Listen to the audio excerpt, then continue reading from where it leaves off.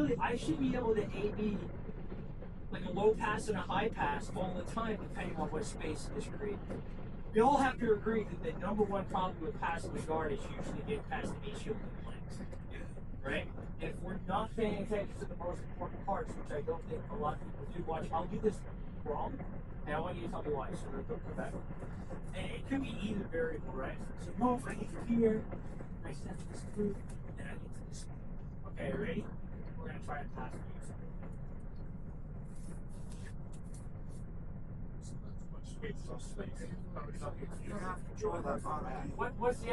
What's the number one answer? Yeah, I didn't.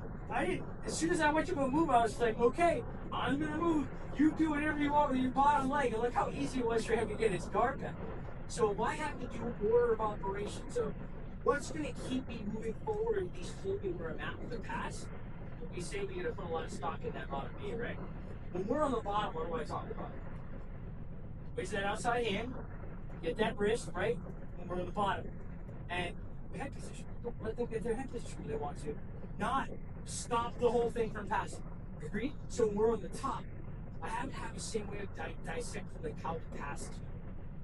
But there's certain things that have to be a must. I can't give up that bottom knee like that every time. It has to be anytime I'm going to stand, open up, whatever, I have to go back to them. And I don't even do, I'm always going back and replace it on that hip. So let's say I walk. So, boom. And I start to walk to this position here. Do you know what this hand always does? I'm going to block this bottom knee. Now I'm in a great spot. If I just do this and this, what's your next move?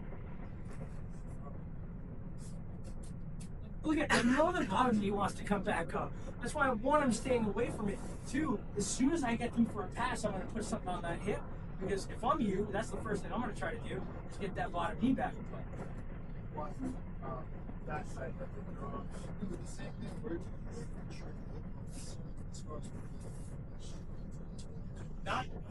not as well, though, because what's going to happen is when you would push and you realize that I can't, that you can't move your hip out, what's the next thing you do? You move your head away. I can't really watch this come back. It's a great question, right? So what he's saying is, if I get here, sometimes you do this, right? If I'm doing this and I'm holding this hip, he can't trip, he can't get that bottom knee. But he can move his head away and then create this.